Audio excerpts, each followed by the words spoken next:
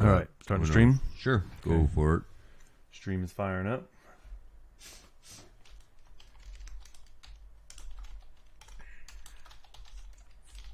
Dad Bro Nation.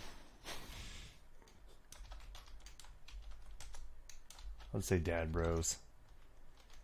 We can use it like that too, right? What? Call people our Dad Bros. Yeah. Would it be apostrophe S or just S? Just S, I guess. Hey. And we're not recording this one, right? No. On the Twitchels video. That's right. Okay, so I'm going to throw this over here to a different screen along with this chat thing. GarageBand is what? Is scanning your system for audio devices, Logitech camera. We don't need GarageBand to use that, right? I don't. No, we don't. Okay. So we should be good. This looks like we're getting our audio levels. Everything's good there, right? I think so. Let's get this party started. Find my phone. What the hell? Look at that. Good God. Oh, that's something else. That's a mess. It is a mess. That's a real mess. You get this it's one thing about switching to a new computer. Is like now you gotta figure out what you actually want to go over. Episodes, intros. There we go. My break, my intro. Like that. All right, open with quick timey.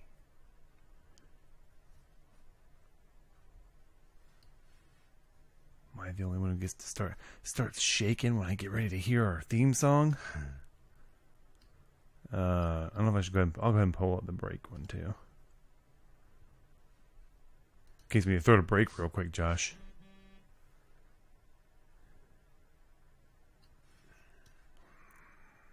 Beer Man Mark's going nuts over here. All right, folks. Let me do that real quick, and then we're ready to rock.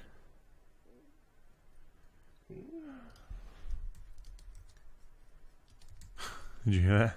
What? Your stomach? Yeah.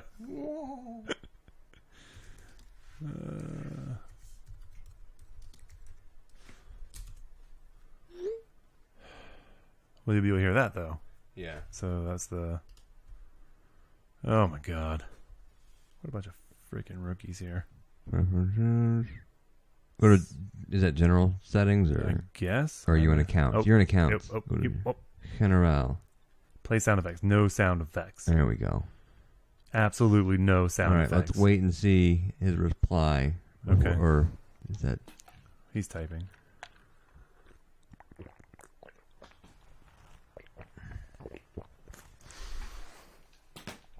All right. Terrible. That's terrible. All right, Josh. Let's get this freaking party started. I wanted to run over to the table. Uh-huh. And they have it locked up when they have like a thing going through it. They have a thing called the pick of the litter drawing, where you get to when you win. Hey, no sound. All right. So when if you win the pick of the litter before the live auction, you get to go over and pick whatever you want off the table before everybody gets a bid on it. So you just get it.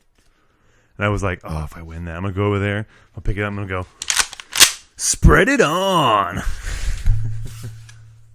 Thing.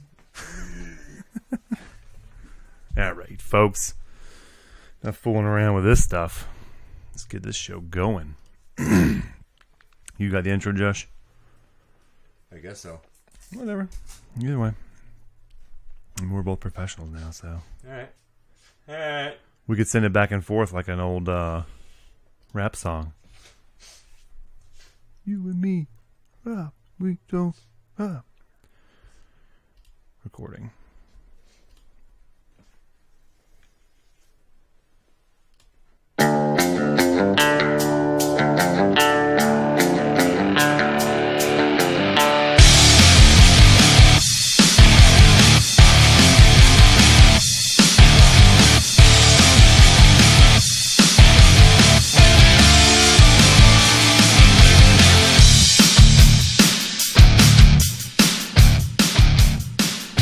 What's up, everybody? You're listening to the Dad Bros Show. This theme song is blowing my eardrums out. Is it? Yeah. A little too loud for you? It's pretty loud.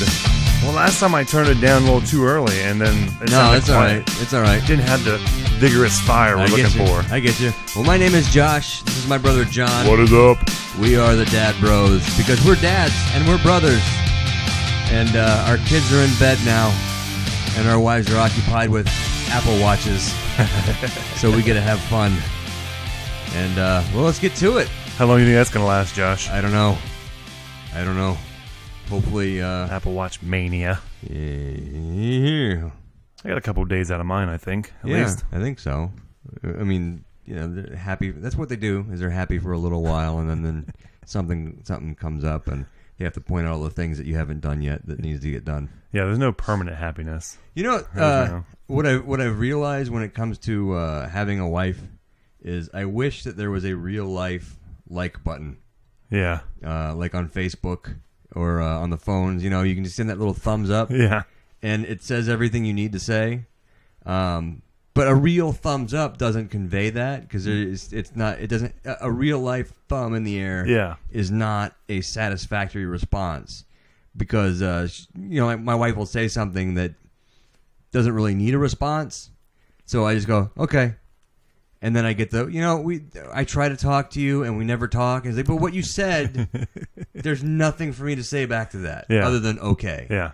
But if it was a Facebook post Yeah.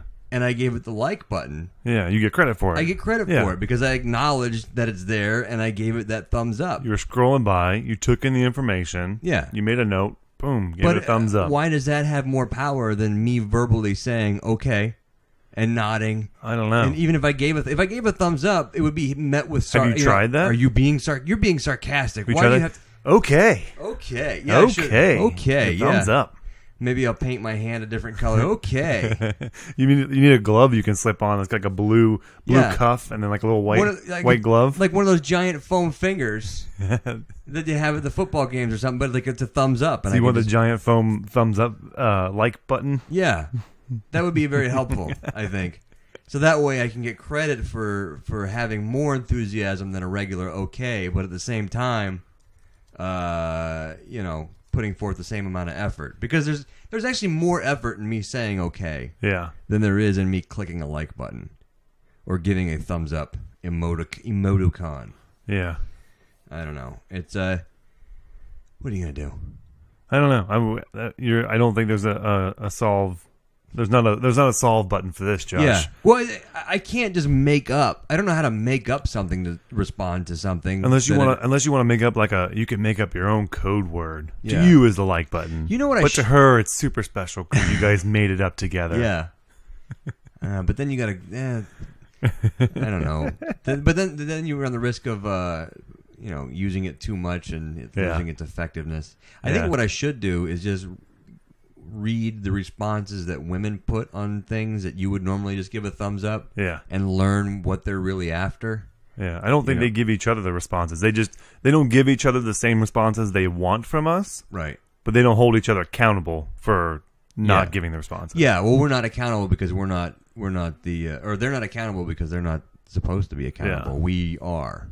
I think that's the difference. I don't know. It's Yeah. Do you have that problem? I mean, you're more of a talker than I am anyway, so I don't know if you. But I mean, there are just certain things where she makes a statement. Yeah, there's times when I think we both had the issue of sometimes we can look very serious when in actuality we're just indifferent, and so you're just agreeing or just like, yeah, okay, that sounds good. What does that mean? Yeah. It means it's okay and it sounds good. What was the face? This is my face. Like, what do you want? Okay, yeah, I've been there. Yeah, you just don't look happy about it. Well, this is what I look like. I'm indifferent about it. I'm married. I'm generally just unhappy. There's no happiness here. What? Yeah. I mean, you can't force it. Yeah. Hey, all right. Hey. Sounds good. Let me post a photo of me and how happy I am. Well, you know what? Now that they have their Apple Watches, if we get Apple Watches, yeah, our like button, we could just tap the Apple Watch, and it's supposed to send it to them, right? Yeah. And maybe that'll hold some power to it. that'll last for like about a month. I give it a month, actually. Really, that long? I think it would last a month. I'd say maybe 2 weeks. Yeah. Oh, especially if you're in different rooms. Like if you're in different rooms, if yeah. she's upstairs, you're downstairs, or she's she's in the east wing and you're in the west wing, Josh. And she goes, "Hey!" And you don't even know what she said. You just tap your watch. There you go. Yeah, I ignore it now. Whenever that's my thing is I just act like I don't hear anything. And then you don't have to hear. Then you have to. Did you hear me? Hey, did you hear me? No, I got headphones on. I'm doing something. Well, for me, I'm at the sink and I'm cleaning something, and the dishwasher's going, and she's in another room, and I'm hearing, so everything's like all this loud sound, and I'll hear. So I shut everything off, and I walk over there and I go, "What?" We go to conversation, and then I go back to what I'm doing. Shut everything off, go back over there. So by the third time this happens, she's like, "I'm sorry, I'm bothering you." Well, it's not you bothering me. It's just you're trying to carry on a conversation when I got all this noise around me going on, and you're in a different room. Yeah. What?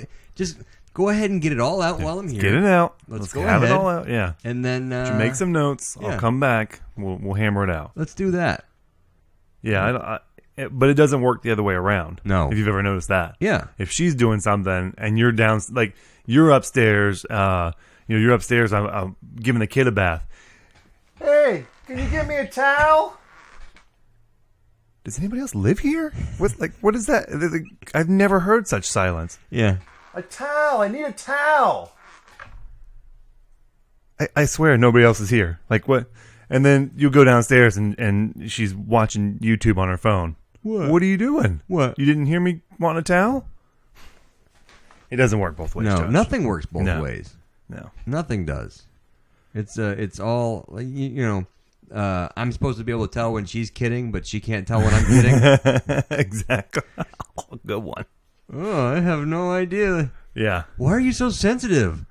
I don't know. You took it there. That's why. You went too serious. I was just joking. Well, how am I supposed to know? How do I know? You always joke like that. Yeah, but it's I got a smile on my face when I do it. I have to do funny voices. Yeah, there's some cues there. It's not just you're a retard. Yeah. Oh, that's a hurtful word that you shouldn't be saying. Who loaded this dishwasher? Honestly.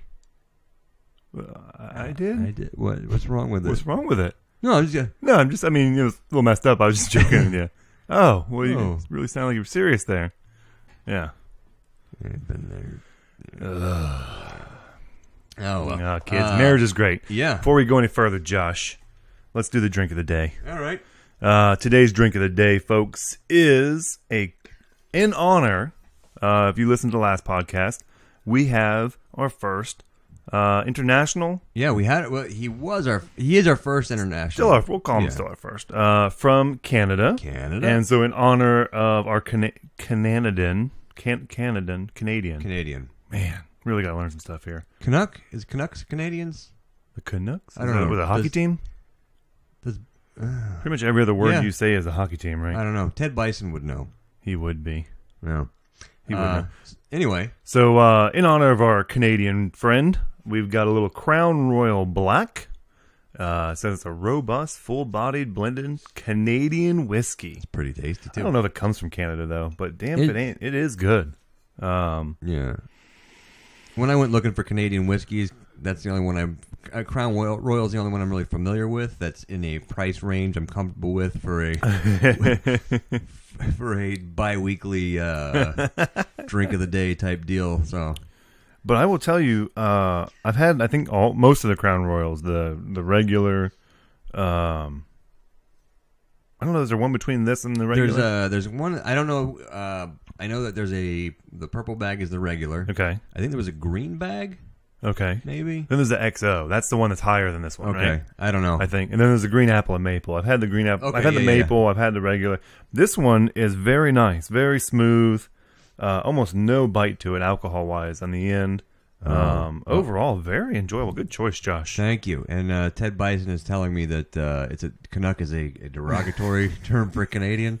So again, to our one Canadian listener, we apologize, sir. We are still learning about your country, even though you are technically our neighbor. Yeah. Sorry about that, sir. Oh, man. Or madam. I don't know. Well, it's not even. Yeah. We just won't refer to you or your country anymore. You could be a sir who identifies as a madam, and we're gonna be. No. You know, I felt like when we were at that horse show thing, there was Canadian riders, and for some reason, I felt like because you always hear about the Mounties. Yeah. Like I felt like they should be completely superior to everybody on horses. Like you guys still run like. They use horses for mounted police, whatever the Mounties are. You know, right. Mounted police work for the same as we do. We do the same thing. We just don't but hear about it. We but just they're don't. not known as like exactly like the Mountie is. So a I'm thing. like, yeah, like you would think like in the tournament it was like the actual Mounties riding because that was the elite of the elite. But yeah, I don't know. Maybe that's what they have. We have great military forces that are known worldwide, and they have guys on horses that are. I don't know if they have quite the same fear and whatever, but they look cool. Yeah, and they were With sweet hats. They make great wrestling bad guys in the '80s too. Oh yeah, The Mounties. they were. There was a team, Yeah. wasn't it? A tag team or? It was one guy, and then it became a tag team. So, the Mountie. All right, that's our Canadian break. So Yeah. And next time we might have to do sake as a ooh, drink of the day because we have a listener in Japan now. well, technically, Josh, to be completely honest with you, I've already had my Japanese drink of the day. Oh, yeah, but it's not on the show. I so was it at, doesn't oh really- well, that's true. I had dinner with my two daughters. It was usually dad's night. Well, not usually. When mom is doing something, she goes to whatever she does, and dad's in charge of dinner. Usually we do things that mom doesn't normally enjoy. So crazy Asian foods like Vietnamese. Well, I guess it's not crazy. Yeah. It's kind of rude to say that, but Vietnamese, Korean Things are a little out of the ordinary. Yeah, just It's not on your run of the mill. Not a Chinese buffet. Yeah, it's not hibachi. It's not Chinese. Right. Well, even Chinese buffet. Mama's not too thrilled about. But But at least there's like fried chicken or more Americanized things, French fries and yeah, Jello. yeah. So we usually go do something. So tonight we hit up the sushi train bar, sushi bar that has a sushi train. Yeah. And so I had a little Sapporo while we were doing that. Oh, well, you kind of have to. It doesn't feel right. I feel like I can enjoy sushi more with a beer. Like trying to drink tea or water with it, it just doesn't taste the same. Yeah. And I don't feel like I can eat as much. No. Did you sit at the bar? Yeah. Yeah, we had to. Yeah. Well, I'm not. That's the only reason to go to that one. Do you girls eat sushi? My oldest one, she's 7, and she will eat the cucumber roll. It has like crab and cucumber. Oh, okay, yeah. But now she'll eat the fish, tunas and stuff. She generally doesn't like the seaweed, which is why the cucumber roll Yeah. works out. She's weird because she likes not at sushi, but like we go to an Italian restaurant, they do calamari. And this one place, they actually in the calamari put little baby octopus that were like whole. Oh yeah. Okay. I've And seen that. she had a blast eating those. They're like whole, sort of lightly fried, so you can clearly see what they are. yeah. And she was just popping them in her mouth and just having a blast eating them. And she still talks about it, You even know- though the place is closed. For my oldest, he'll eat I tried to. I took him out. I took him there for a just like a father son dinner, just me and him, and let him try some different things. And usually, if somebody's not familiar with sushi, I go, I let him have I suggest the eel because Yeah. it's it's got that barbecue sauce on there. It's It's cooked. sweet. It's kind of Yeah, it's good. He didn't like that. huh. But what he did like was squid and octopus and surf clam and all these rubbery, chewy things. That's what he gravitated toward and really liked them. So Yeah, when I was young, the squid was tough. It was just because it lingered in your mouth for so long because you had to chew it. It was really just rubbery and and it didn't have flavor, but it's that texture. And so I was chewing it and it kept kind of gag occasionally, and you chew, and I had a hard time with that one. I don't know why. are there still guys that go, oh, well, we call that bait? I think they're hard to finish. Ugh. Some places, yeah. But Guys. I don't know. Well, what about your, so your older one, but is there a difference between, like, the older one, what he eats or how he enjoys that versus your...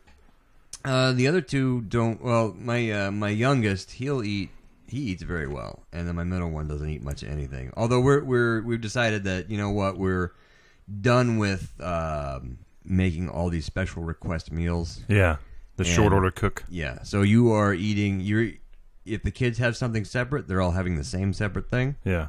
And we're also making them have a little bit of what mom and dad eat. Yep. Before they can have anything else. Yep.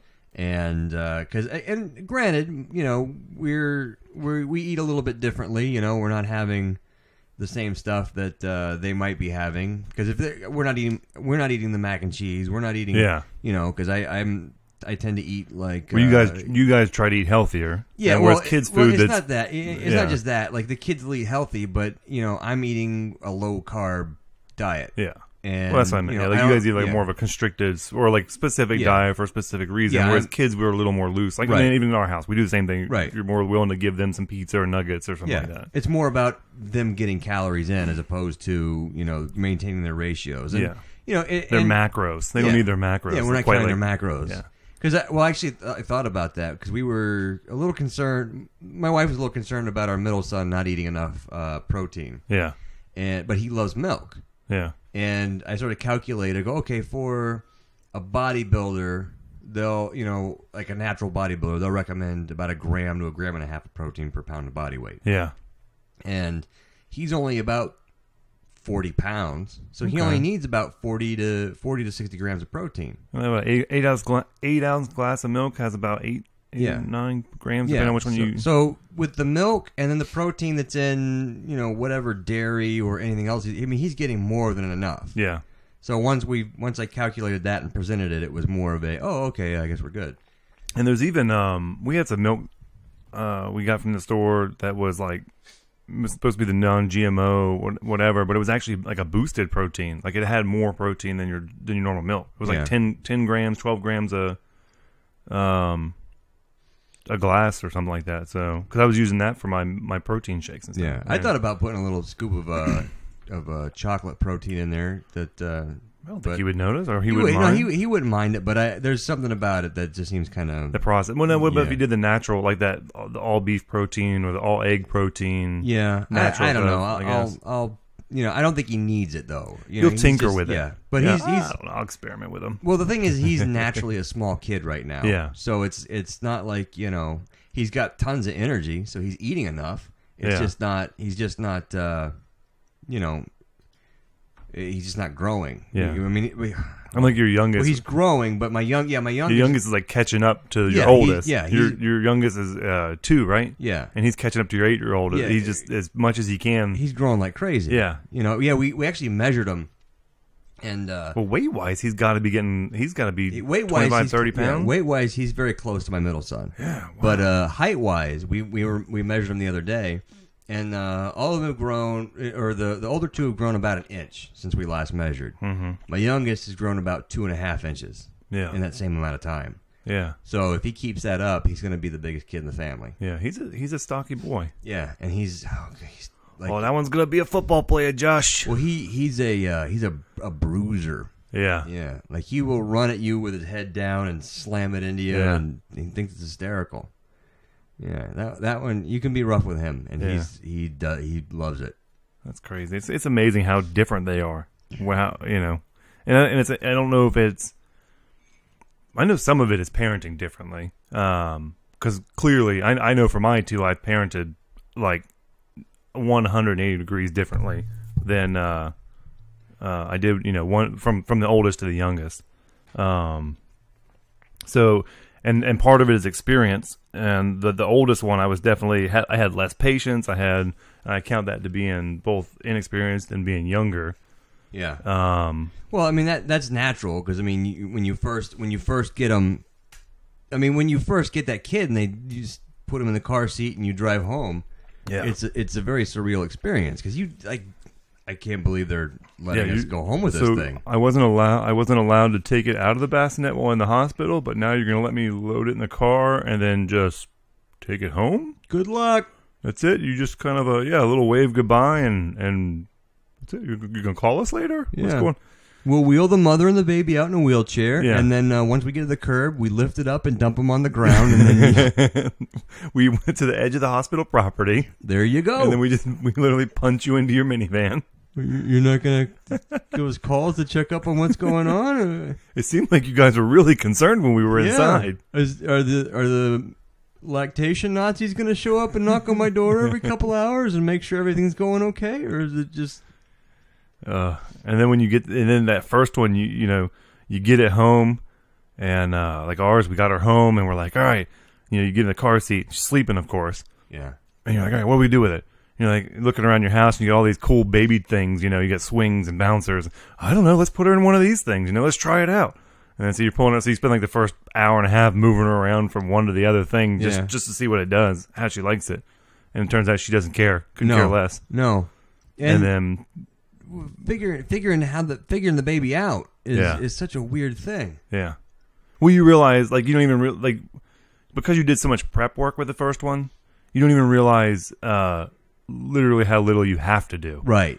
So it's almost disappointing in a way when Yeah. you get it when you get it home and you're like, you get all this stuff, these new toys, all this stuff prepared, warmers and all these different things, and it's like you don't use any of them. Like about 2 hours into the process, you're just like, all right, well, I guess you're just gonna sleep. I'm gonna watch some TV then, and then you're just you're watching TV, put on the bouncer, and like this is your life for the next year. That. We don't need that. We didn't need that, and yeah, it's and if you do use it, you only use it for a couple of weeks, and then they've outgrown it all. Yeah. It grows so fast. Yeah, exactly. And then it kind of narrows down to like 2 items that you really couldn't live without.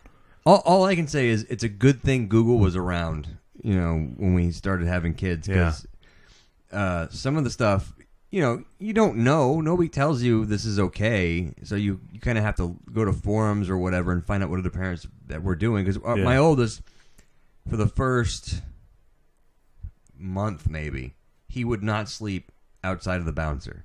So if we laid him flat, he'd wake up. Yeah.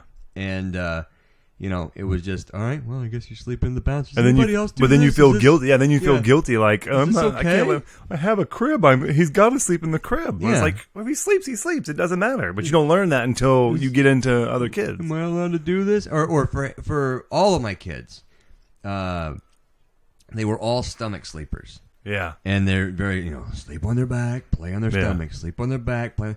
You know what?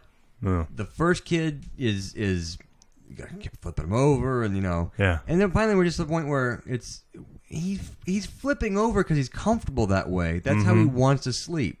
Yeah. We'll just let him sleep that way. And then the other two, it's finally like, it's whatever. That was our with the first one, we did that for the first couple months, and we were really lucky with our first one that she was a baby, like baby-wise, she was amazing. She slept like crazy amount of hours starting off in the bat, minimal crying, fairly easy going. Yeah. I don't know if that was a good trade-off for what we have now. Well, the weird thing is that you don't know. The weird thing is you had a baby necessarily until you have a baby that's not a good baby, and then you look back and go, "Oh, I didn't appreciate what I had." Yeah, that was our second one, baby-wise, was like it was pretty much a nightmare. Wouldn't sleep, had like real bad trouble. We were trying to avoid doing the whole pacifier thing, just because we didn't want the headache of trying to get rid of the pacifier. Yeah.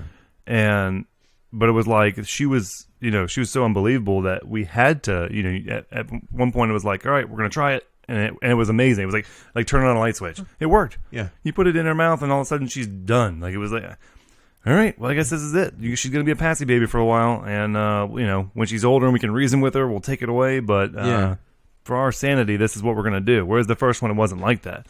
There's so much stuff that is more for just your sanity, and I wonder how much of it is like the back to sleep, stomach to play thing. Yeah. I don't quite believe that the stomach sleeping is the key to preventing anything.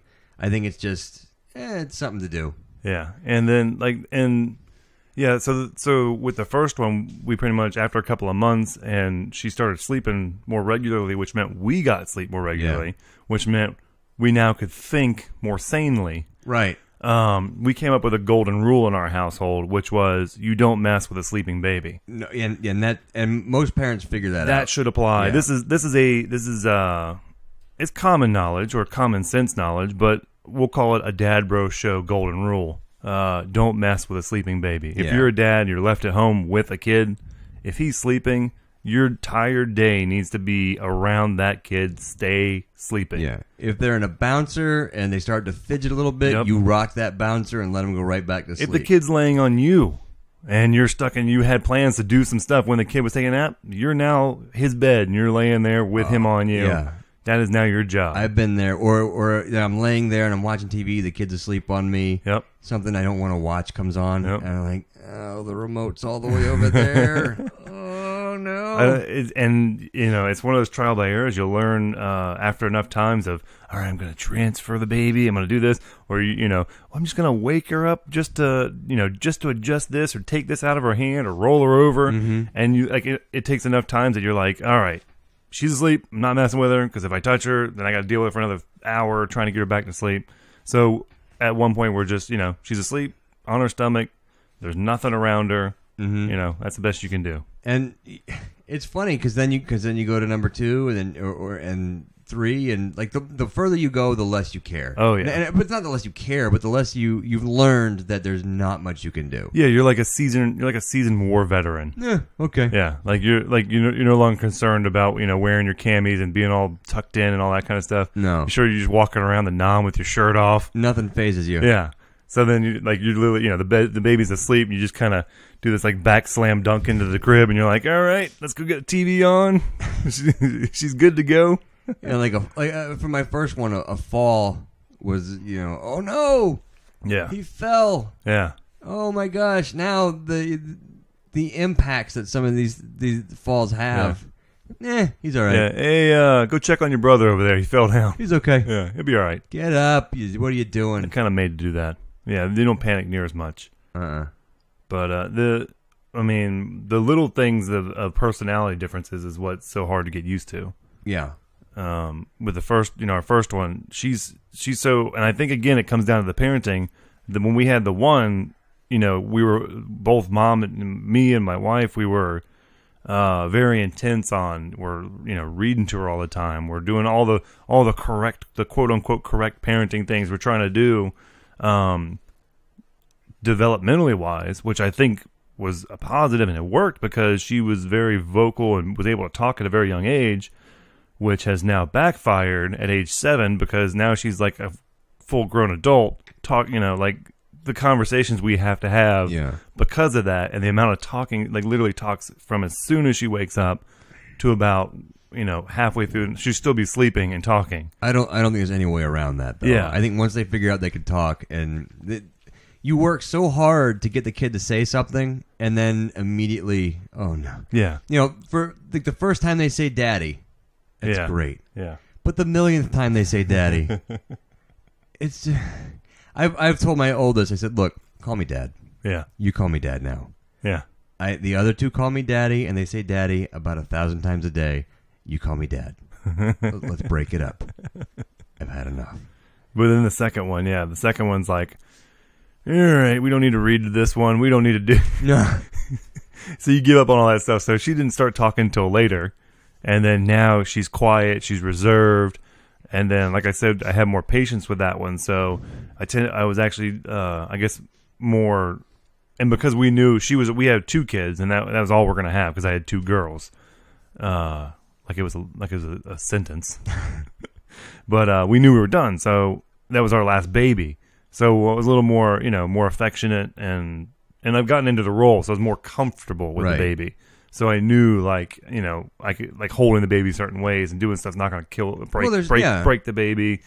So, being more affectionate and treating her more like a baby than I did the first one is showing now where she's more she's more affectionate, more lovable, more Well, with my first one too, I would get frustrated at prolonged crying sessions. Yeah, and where there's nothing you can do about it, and it's so grating, and there's It was just you just got to walk away and that is I don't know if that's golden rule number 2 or 3 or where it falls on the list, but to walk away is the best thing you can do when you get frustrated and that kid's crying. The kid's never going to cry himself to death. Right. The kid's never going to starve himself to death unless something is actually wrong, Yeah. which you'll know if something's wrong. No, they might cry so hard they throw up. I've had that happen. And a few again, times. that's not going to kill the kid. Right. Or injure him. Yeah. Or her. So, but what will, potentially is you getting frustrated enough that you just don't know what to do, and you're shut up. But yeah, So, but at the same time, you understand. I get how some of that happens sometimes. yeah, because it pushes you to that point. But after you get through that, the second time it happens, you have more patience with it because you know that there's an end to it. The second Eventually one, it stops. Yeah, I felt more compassionate for all right, well, yeah, it's only going to last a couple of months, I'm just then gonna pop my headphones in and yeah. Or even again, when you get frustrated enough, I'm going to set her down and walk away. Yeah. I'm going to give a few minutes, cool off, come back, or just walk away, say, hey, mom, she's over there, whatever I'm doing is not working. You give it a try, and then sometimes you just got to let them cry it out. So, and there's also I've noticed that you have to try so many different things, and once you find one thing that works, make a mental note of it. Yeah, and the next time go right back to that because I don't know what it is. There are certain things that comfort the kids that you can pick up on, and immediately improve the situation. Yeah. As long as you are aware of what you're doing and how they're reacting. Yeah. And then once you figure out that magic key, you milk it for everything it's worth. Yeah. Because one day it won't work anymore. Yeah. But on the other side, though, it's not information that you I've noticed it's not really information that's welcomed to be passed along sometimes. Yeah. Like if mom's having a hard time getting the baby to calm down, and you want to. Well, you should try this. And, I know what to do. No, just like, all right. Well, I don't know what the problem is. I don't know why she doesn't do it with me. Wow, that's crazy. I don't know. Didn't do that with me. I don't know why. Yeah. Well, I mean, I don't want to. You're a mom. I don't want to. But this works for me. I don't. You could try it. Don't try it. It's okay. I'm not judging. Just this works when I do it. You could try it. I don't know. Could be a time of day thing. I don't know. That was the first one. Second one was like, just give it to me. Give it to me. Yeah. Go over there. Go. Yeah, we got all this, and then the I don't know, like parenting styles. I don't think it definitely changed, but I think you filtered out what really you felt like worked for the first one, and you took those. So I think I know for the 2 children I have, and I would assume with your 3, that you basically took all the good things that you felt like worked and applied it to the next one. And then then you applied it to the next one. So by the time you got your 3rd one, you had a pretty good repertoire of good parenting tits and trips. Yeah. Type of thing that seemed to work. And I mean, even though the kids are different, there's still those things, setting schedules and you really start to realize how important some of these things are. Well, I also I think you learn a lot about yourself. Yeah. And you learn what things you really do care about and what things you don't. Because there are certain things that you just go, I don't care that much. I'm going to let that slide. Yeah. I really just don't care. Yeah. And I think that it lets you, because you get to know yourself better that way, and I think it's good. Yeah. But I don't know. It's all a developing thing, and then when you get good at it, you don't have to do it anymore. It's by the time you master it and you feel good at it, then then you have all these skills, and now you don't have any kids. Right. So you have to start a radio show. That's kind of the thing. Yeah. So that's where we are now. We've become good at something that's no longer needed. Yeah. Well, I will tell you, though, one big thing I've noticed, I think, especially in this day and age, that a lot of dads would probably kind of commiserate or not, basically identify with. Yeah. Thank you. Is like our first kid. We took so many pictures and so much video and of this kid, and then like I feel like a bad parent because we had an Easter holiday or an event at my younger one's school. I didn't bring a camera. I mean, I have a camera phone, But I'm like, I'm just gonna watch it. Yeah. I'm just gonna enjoy it and watch. But you don't think like, okay, well, I've got thousands of pictures of the first one, barely any of the second one. Right. Like, what are they gonna think when they get older? And it's like, well, I'm gonna have to sit and have this conversation. Like, that was all milestones and new stuff for us. So the pictures were for us. It's not about you. Yeah. Whereas, with you, it was more now that I know all that stuff or I've experienced it, I want to actually experience the trip, the things we do together. Like I don't want to I don't want to be videoing and experiencing everything through the screen of a camera. Well, yeah, and it'd be different too if you did all that stuff for the oldest one her entire life. Yeah. And then you just ignored the other ones. Yeah, like if I'm still just taking tons of pictures of the older one. You pushing the younger one out of the way. Yeah, you're ruining the shot.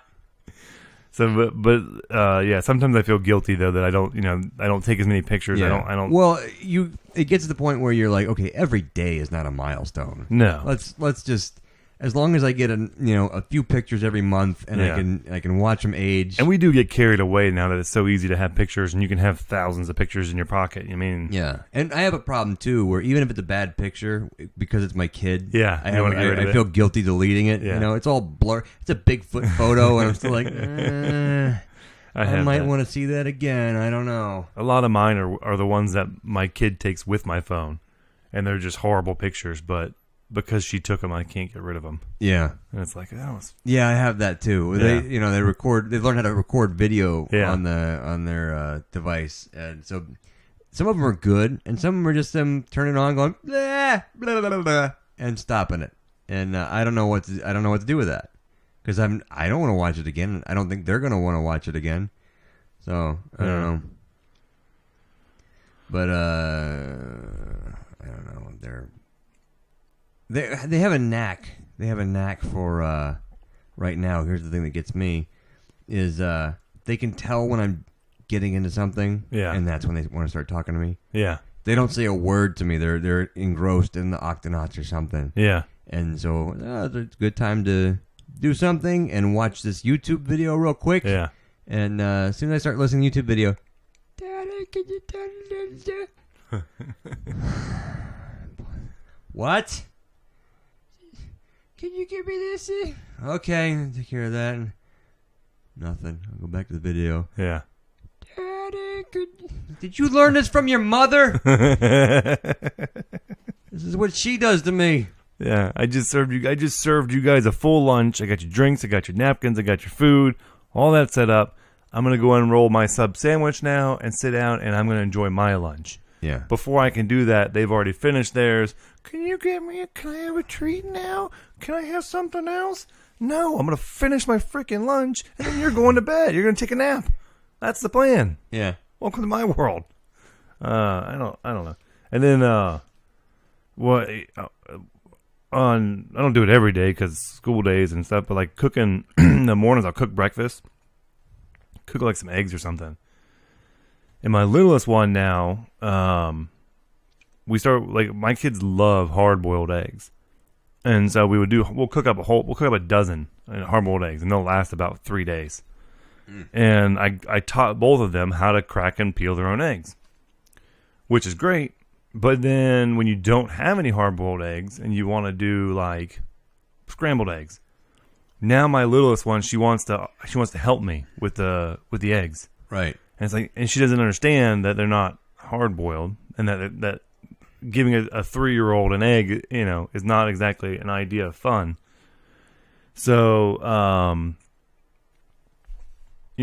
have the stove going. I've got this hot frying pan, sizzling butter going on, and she'll come over and go, "Can I help? Can I put the egg in there? Can I do?" I'm just like there's danger written all of them. There's danger. There's a mess to be had. I'm a pinch of a germaphobe. I don't, like I don't want egg all over my house. I don't want you getting eggs all over your hands and going and touching God knows what, because you already spread enough germs and whatever you do around this house that I try not to think about. And then, it's like, then you feel bad, at some point you do got to teach her to do these things. At some point, the experience for her doing something with dad or helping do stuff. Right. But it's like, so you try to use verbal judo to to get you get your, well, all right, well, you hold the spatula and you can help me by having it ready when I need it, and then you get the crack, you get your egg crack, get in there. And then I'll actually recently I'll hold her up and let her stir the egg in there. So it's somewhat safe, but still minimal involvement that right. Doesn't have any big repercussions that can come of it. Yeah. So, but it's across the board with stuff that Well, it's such a fine line because you don't know what's going to be the thing that.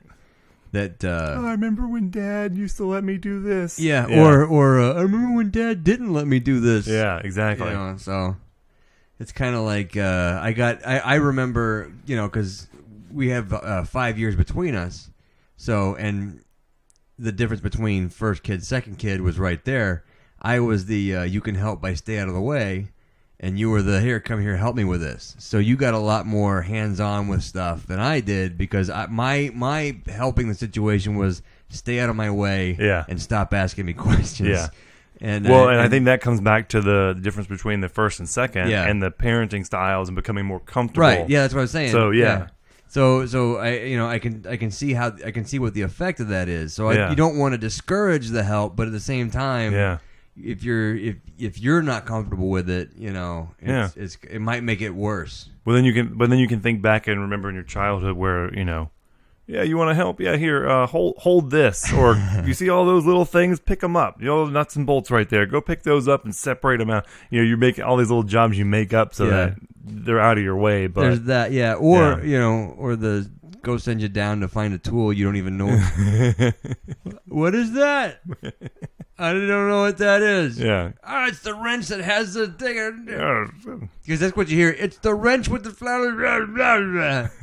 All right, you run out. It's in the drawer down at the bottom. You run out and you start pulling out things, and when you're a kid, everything looks like I know it's a screwdriver, and that I don't know what that is. I guess that's a wrench-looking thing. It's got a handle on it, and it's the wrench. What does it look like again? It's got the thing with the thing. Okay. Yeah. It's a reverse box-ended torque wrench. Go get it. Okay. And then eventually it's just like, go get it, it's this one. You didn't see this. It was right in your face. How could you not know this? What are they teaching you in school? Addition? Yeah, not wrenches.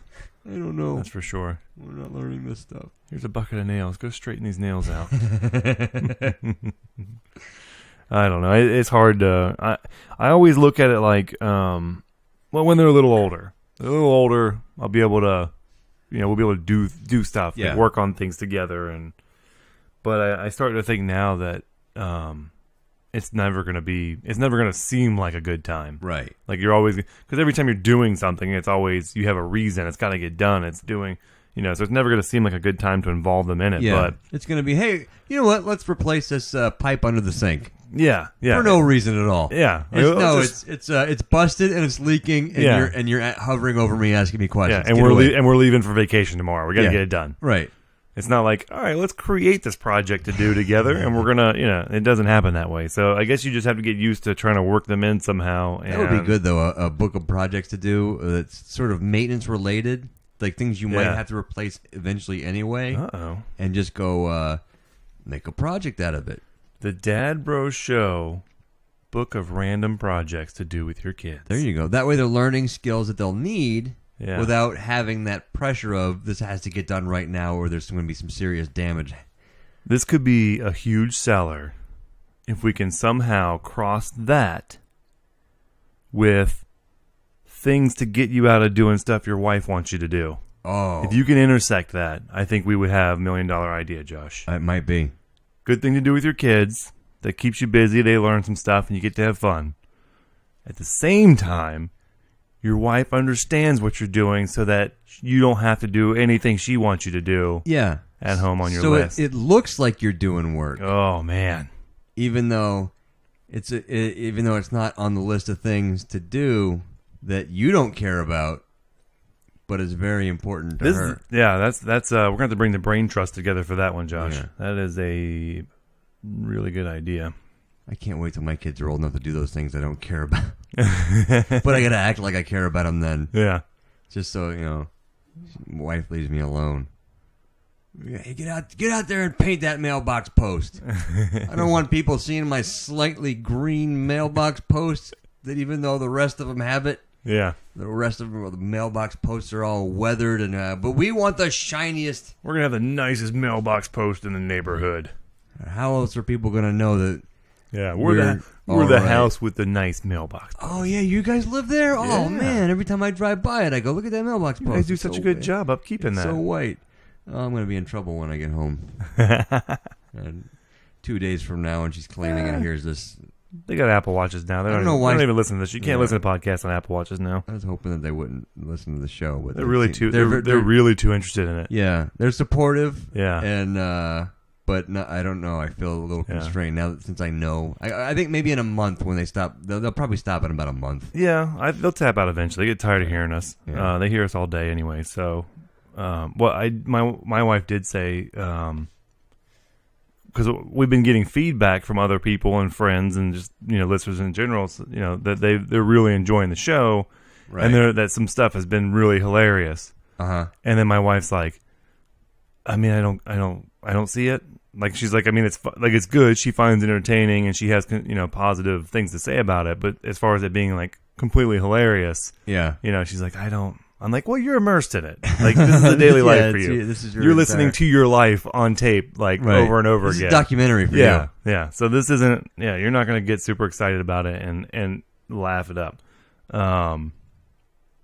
But I told her also, what you hear on the show is, don't take it for face. Like, don't listen to it as fact. We're amped up for entertainment. This is a caricature Yeah. of your husband, of Yeah. me. Because the first thing, like, I don't even know what episode it was. Episode 2. Josh, we're so deep into episodes now, I don't even remember. I know. So, but we're, she was giving me feedback, and then, like, all of a sudden she listened to this one part in the show where apparently I said we don't want any women involved in the show. We Right. don't want any wives comments or something to the effect of we don't. This is a guy's show. We don't want women's involvement. And so I come back in the room and I'm like, hey, so what else do you think? And if you don't want me to say anything, just say so. When would I say that? You just said it right here on the Yeah. show. You just said you don't want any. I'm like, you can't take anything serious that I'm saying on there. So we had that conversation. So I hope that'll stick. And Yeah, and but just, seriously, we don't want anybody's criticism if right. you're a woman. And just so we're clear, I really do want to paint that mailbox post. it's very high on my list of things that I want to actually do. is yeah. that actually on your list? Yeah, it's it's You know, I'm excited about it. I look at that thing and I'm just disgusted. I'm like, oh, it's not perfectly white. there's a good chance though, if you put a fresh coat of paint on it, your wife might run it over. There's a good chance of that. Yeah, that'd be fun. And then you have to replace that mailbox. Yeah, but then That's what you should do. You should go out there and just replace it. But it's got to be replaced with the same exact thing because of the. Could you get like a Neighborhood. vinyl one or something? That would be great if I could. like your pressure wash. I would like to find one like that. You should go out there and do half the job, and then leave it until neighbors complain about it. You know, Go out there and scrape the paint off half of it, yeah. and Or like pressure wash. I'll just go ahead and like make everybody else's look worse.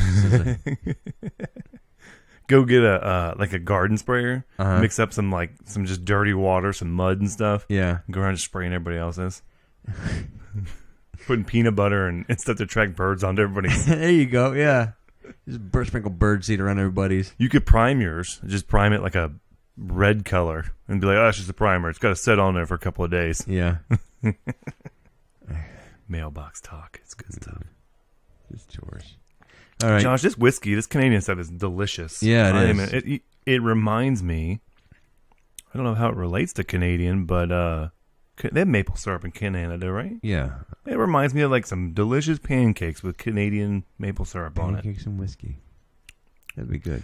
How about whiskey maple syrup? We'll ponder that. All right, we'll put that on the list of $1 million ideas as well. Let's take a break and we'll ponder that. We'll come back and see if we can figure out how we can get these ideas to pay off. So, you boys and girls sit tight, and we shall return.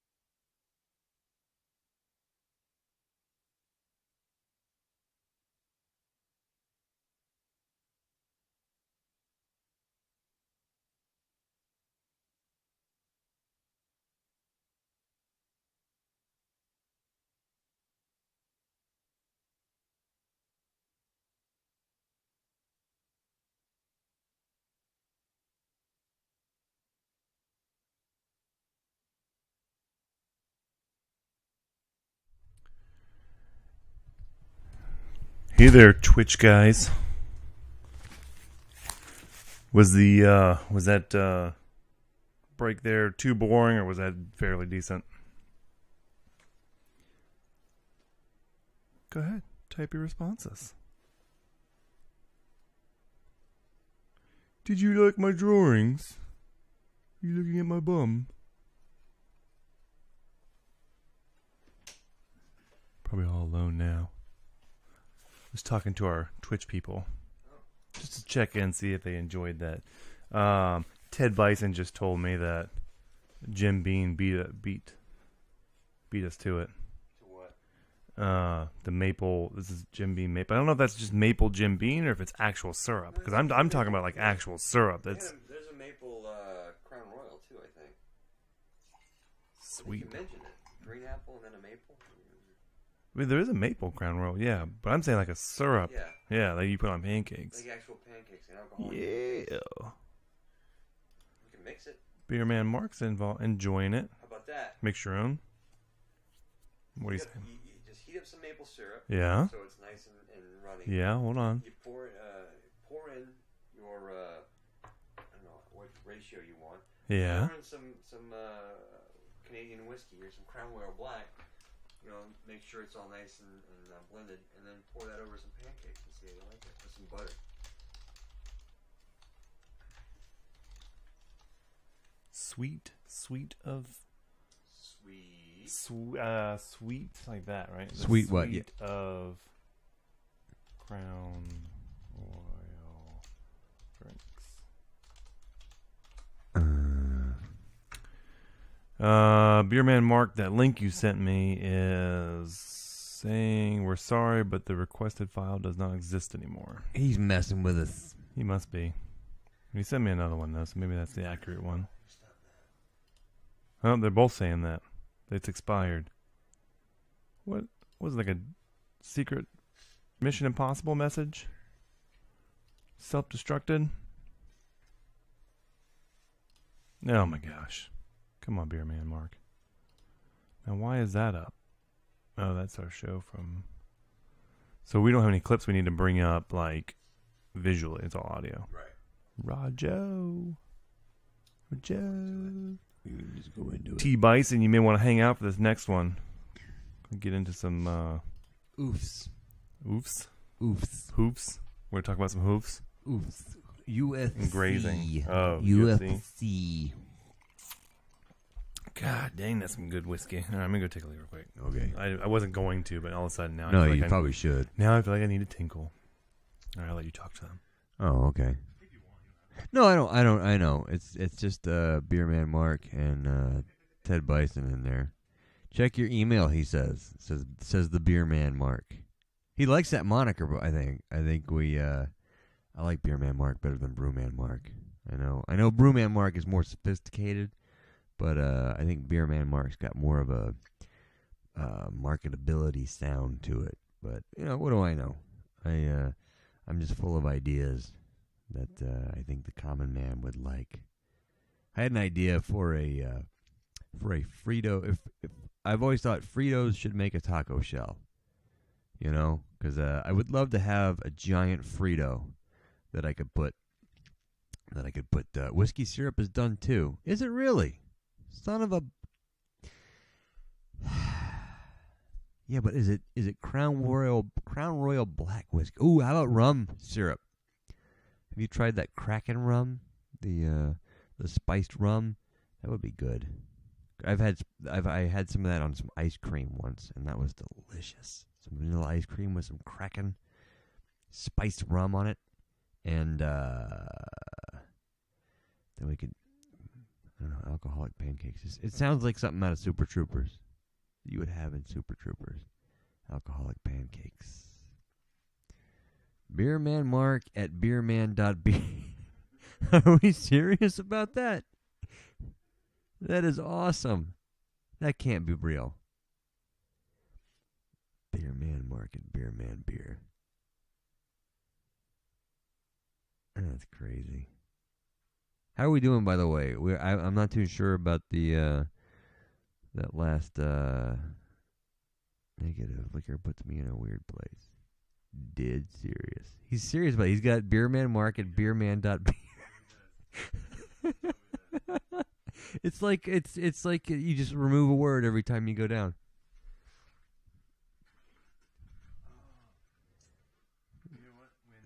Ted Bison's not a fan of the liquor pancakes. He says that there is a whiskey syrup already. Yeah, I think he just showed me this barrel aged.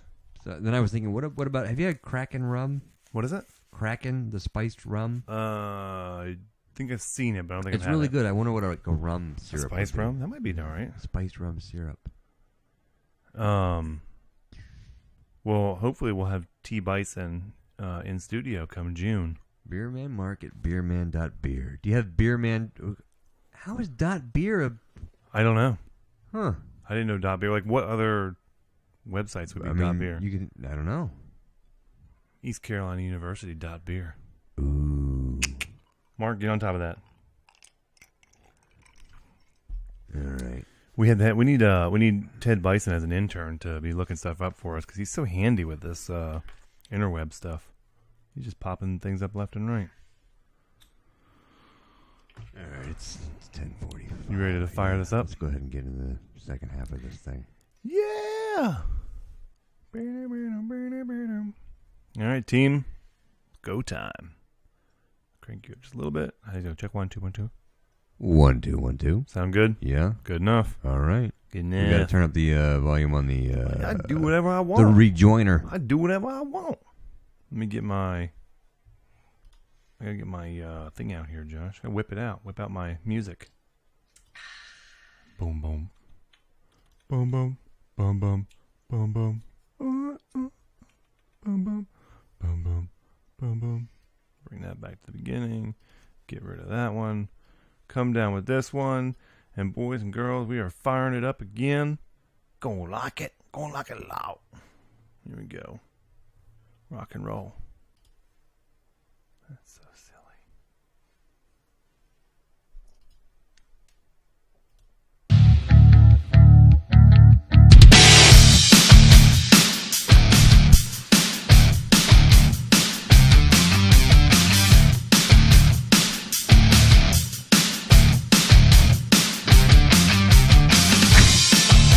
Blowing up my eardrum. We're rocking, Josh. Yeah. We got this What we fancy do. intro. We got to use it. Yeah. Get our money's worth out of this Yeah. thing. We're still figuring out the levels on this thing.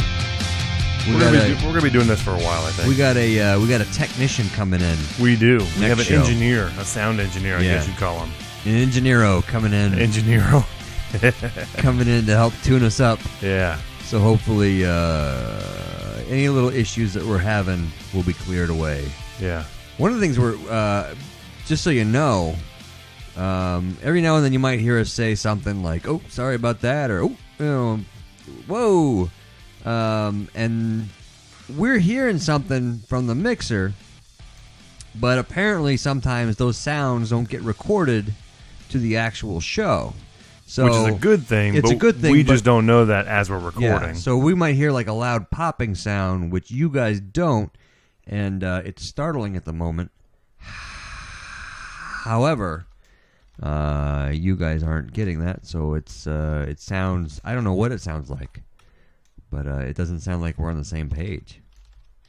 So, getting into some different kind of stuff now. We're going to talk a little UFC stuff because there's been a development in the UFC Boy, has there. over the last couple of days. Unbelievable. And how does this relate to the Dad Bro show and the whole dad experience? Well, one of my favorite fighters, and I say one of as out of all time, but probably current fighter, well, formerly current fighters, this fellow is my favorite.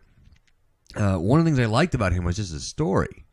You know, I mean, he's in junior college and he's Yeah. a wrestler and, Yeah. you know, trying to go through college and winds up getting his girlfriend pregnant and decides he needs to take care of his girlfriend and becoming baby and to do the right thing. And the only thing he knows how to do is wrestle, and he decides to get into mixed martial arts. And through that, he winds up in the UFC and in very short order becomes the UFC light heavyweight champion. And he Mr. wasn't in there long. I mean, No. clearly had talent. Yeah, he's has he, talent. He has an amazing body type. He's very athletic. Oh, amazing body. He picks up. Well, for what he does, I mean, he's got the longest reach in the UFC. Yeah. And Mr. John Jones, by the way, is who we're talking about. He's got incredible talent. His ability to pick things up is incredible. He'll see somebody pull he threw like some crazy spinning elbow he saw in a movie. Yeah. And make it work. Yeah. You know. So the guy is just incredible. And he provided for his family. Yeah. But apparently... That's the part that bothers me so much because recently I started following him on Instagram since we've been getting so heavy into Instagram. And he does quite a bit of stuff, you know, where he's posting about his kids and he's posting about... you know, he just got a new house in Albuquerque, New Mexico. Albuquerque, yeah. Yeah, got a new house, gorgeous house in Albuquerque, New Mexico. You know, doing all this stuff with his kids that looks like a lot of fun. And, I mean, to be completely honest, just from that aspect, that's something that for this show we're super interested in is like, what's that dad life like for someone? And so he was on my like, short list of top-notch guys to try to get. Like, you know, it would be a dream interview to do. Yeah, it would. So that's what makes this story so sad. Yeah. Well, to recap, you know, he's had a rocky few. He's had a little bit of a rocky time. He's been called a phony and a fake for a little while by one of his more known opponents, Daniel Cormier. And after the Daniel Cormier fight, it came out that he had tested positive for cocaine. Yeah. In a not pre-fight, but during fight camp, which was kind of fuzzy because you know they weren't supposed to be testing for non-performance enhancing drugs. They were just testing for you know your steroids and that kind of thing. But recreational drugs wasn't supposed to be on that, but they did it anyway, and they popped them, but they didn't say anything until after the fight. Yeah. And that's kind of like I don't know, man. That's not good. But it's not good because it shows there's a lack of like as serious of a fighter as he is and as hard as he trains. It shows there's a lack of discipline somewhere in his life. And he skated on a technicality. Yeah. And I kind of let that one slide. He had a DUI shortly after I think he became the champ. Oh, I didn't know that. And but just recently. He was involved in a hit and run accident, and before I get into the whole story, I want to just say if anybody's a UFC fan or a mixed martial arts fan, follow on Twitter Front Row Brian. This guy, I don't know how he does it, but he gets a lot of the inside scoops before they become a story. Yeah, he had this story very, very close. There were a couple details I think that were inaccurate or haven't been proven yet. Yeah. But 2 days, you know, basically almost 24 hours before it became official, he had the scoop, and I don't know how he's a mysterious guy who's got mysterious sources, but he gets a lot of scoops. So Front Row Brian, I just got to throw that out there because I couldn't believe it when I'm reading it. The trouble this guy's in. And another thing is Chael Sonnen. Because I found out about Front Row Brian because I follow Chael Sonnen. Chael Sonnen did a Ask Me Anything on Reddit. Which are you familiar with Reddit? I hear about it. I've been on there to look at stuff, but I have no idea how to use Reddit. I still can't. I kind of understand the concept, but I don't get how it flows and how it works. Yeah, I have no idea how to use Reddit, but every now and then it pops up, and one of the things that popped up was Chael Sonnen doing what they call an Ask Me Anything. Yeah, I've seen that. Like I've heard that concept before. And he got asked a couple times about the coming fight with John Jones and Anthony Rumble Johnson. Yeah, and his opinion was John Jones and Anthony Johnson won't happen. Mm-hmm. And then he asked it later, you know, what do you think about that fight? He says, mark my words, it won't happen. Yeah. Which is interesting. Yeah, it's interesting because this happened like a month and a half ago. Yeah. He's predicting this fight isn't happening. Well, this fight isn't happening now. Although, I don't know, like, yes, Chael Sonnen is correct, but I don't know if... to this level, like, is it that extreme to get them not to fight? That's a hell of a story. I think what his prediction was some incident or a positive drug test was going to affect the outcome of this fight. So basically, he was alluding to John Jones' lifestyle. I think he might He's have going been. to catch up with him. I think he might have been. Uh-huh. And if that's the case, it's more disappointing because, again, when I was first introduced to the guy and heard his backstory, and granted, you got your girlfriend, you get her pregnant. It's not the best of stories, Right. But I like the idea that he manned up. He And stepped up to the plate. He said, "I got to provide for this family, I know I can fight." Yeah. And he rode it to the top, Yeah. and like the very top. Yeah. He's doing. Yeah. And I always kind of wondered though, like it's still his fiance. They're not married yet. Yeah. They haven't got married, right? I mean, they've had more kids. I think. Yeah, they've had more three kids now. I think. Yeah. But that aside, Yeah. I've always respected that he stepped up and decided to do the right thing. Yeah.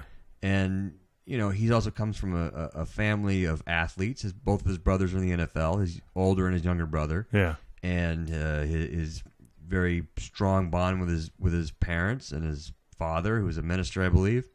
So I liked the story, and I liked the idea of a family man who is sort of pushed into a corner and fights his way out of it. That's like a movie. Yeah, it is. It's like it's like a Rocky movie or something.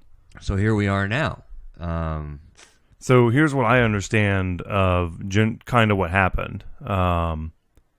Is I don't know what the actual timeline was, but I think it was on Sunday this incident happened. I think so, yeah.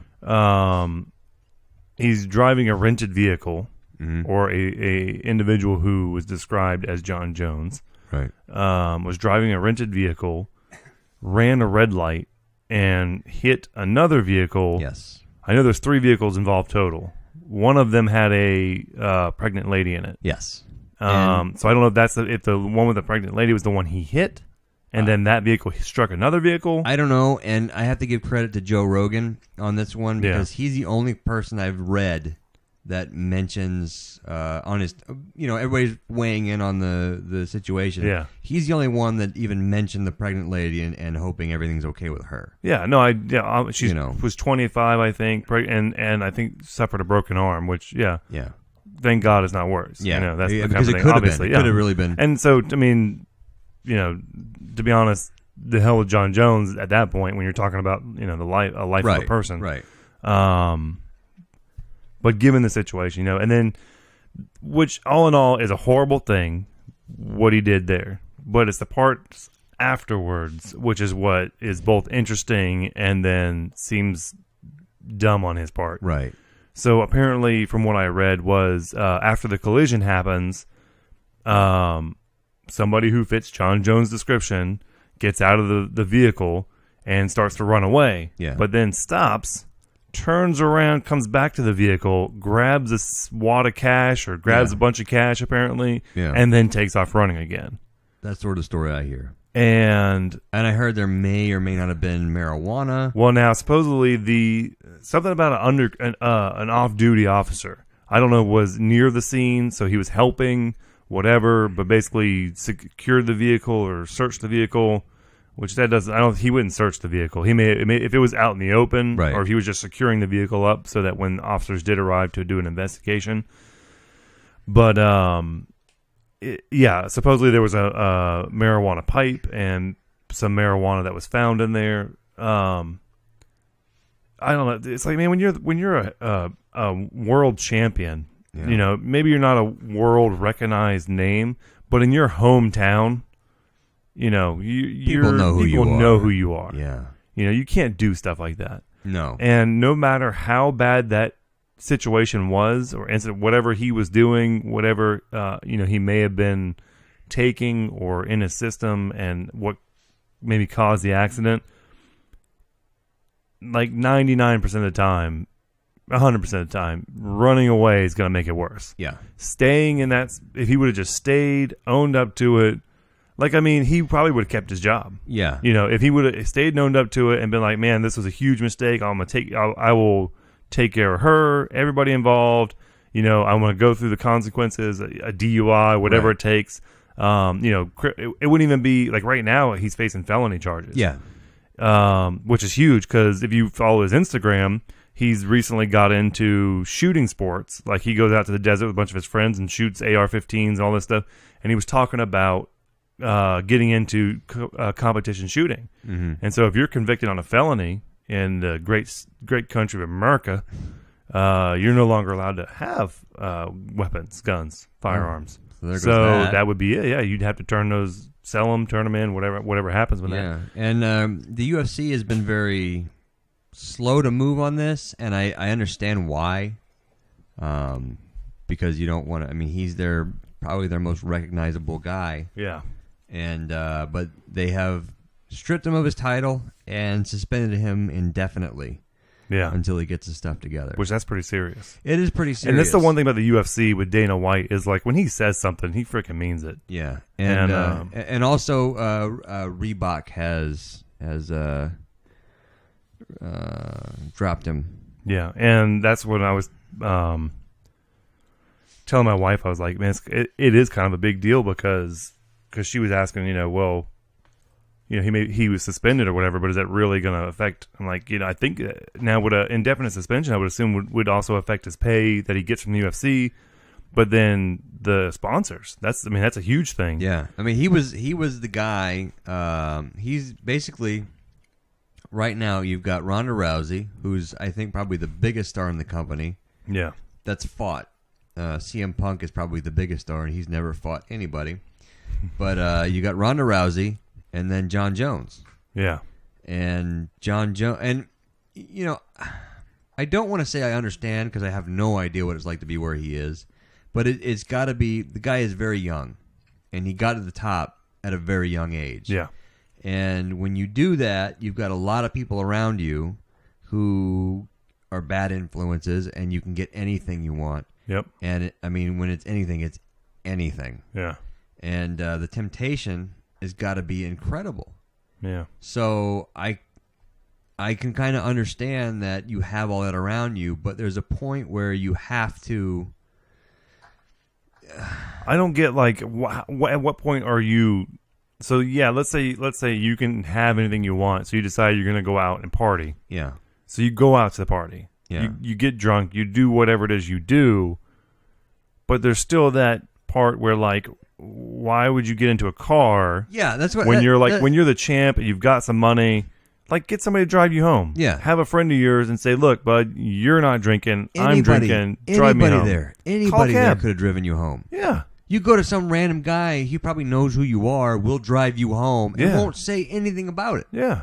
So, there's a point of, I understand, however, you need an ounce of responsibility. Yeah, there's decisions that were made. Why were you driving a rental car, for one, when you're Yeah. in your own hometown? Not And- that it matters, but like the whole thing just seems suspicious. Not for anything, but at the time it happened, he's about 25 days away from a fight. Yeah. So what is he doing out partying or doing whatever he's doing that close to a fight? Yeah, and he's constantly posting on Instagram, his meals he's cooking and stuff, and he's eating super healthy training and hard, training yeah. hard, and it's like, yeah, why would you even be bothering with this stuff right now? Like that's so stupid. Yeah. It's so disappointing in so many aspects. Where for one, just for his backstory and for him being the champ for as long as he is and being the guy. Yeah. Whether you hate him or like him, I mean, he's a story to stand behind. And at least he gets you. He's at least like the UFC in general has kind of gone down in excitability. Yeah. Like I don't get excited about UFC fights too much anymore. But now a John Jones fight, I still get excited. Right. For. There's very few fighters I'll watch that I'm excited about, and he is one of them. Yeah. And now the May 23rd card is no longer as exciting. Is it still the main card? Like, is it still the main now, fight? Now Or the they have to main fill fight. somebody out? Now Yeah. the main fight is a fight between Anthony Johnson, who was the original #1 contender, and Daniel Cormier, Yeah. who was the last guy that John Jones fought, and most likely those two, whoever wins, all right, is the champ. As far as long as topping Jones is out. Topping that weight class. John Jones is still the champ, in my Yeah. opinion. Now Daniel Cormier does have a good, he is also a dad. Uh-huh. And watching his behind the scenes stuff, is a very good dad. And probably I don't want to I don't want to call it the right way, Yeah. but it seems more like he's like the typical father. Okay. Whereas he wasn't thrown into it. right. Whereas Yeah. John A Jones little more was planned. thrown into it, Yeah. and that's what I liked about his story was like you screw up and you redeem yourself. Yeah. It wasn't like you made the best of it. You took a situation, you made it better. Like, Right. Right. Yeah, he So- stepped up to it. So Cormier is a dad, but I think he's a more responsible dad in a way. And I Yeah. guess you know what? Now we're kind of talking it out, I kind of feel like maybe it's a pattern of behavior of bad decisions and then making the best out of it. Yeah, I mean, if you made bad decisions from the beginning, that's in your system to not really make good decisions and not think things through all the way, maybe. Especially when it seems to work out in your favor. Yeah. I got thrown in. I got to fight for my family. And, I'm the world champ. Yeah. And got $1 million Reebok deals. Good. So we have some audio from Fox Sports 1 of the story and also some of Dana White's response, and we'll kind of start and stop it as we see fit. Cut one, please. Breaking news just into Fox Sports 1. The UFC has stripped John Jones of his light heavyweight title and suspended him indefinitely after Jones is charged in a felony hit-and-run incident over the weekend that left a pregnant woman with a broken arm. Jones was booked on Monday night and later released on bond. I will say, for the news media, they couldn't have asked for anything more than a pregnant woman Yeah. to be hit in a car by the world champ. Yeah, it really is a When I read that, I was like, man, they're eating this up as far as, you couldn't push it more. A pregnant woman. it's a headline grabber. Yeah, like, I mean, there's so many different versions of pregnant women, I guess. Not that any of them are more or less special. She might have just gotten. She might have just gotten the blue line on the strip. For all we know. Yeah, We don't, exactly. how pregnant is she? But man, does that spice the story up. Oh, does it? So, here we go. For appearing in court on Tuesday. With the suspension, Jones will not fight his next scheduled bout against Anthony Johnson, UFC 187. Daniel Cormier is set to replace him. Now, the UFC released this statement in part on the matter. UFC feels strongly that its athletes must uphold certain standards both in and out of the octagon. While there is disappointment in the recent charges, the organization...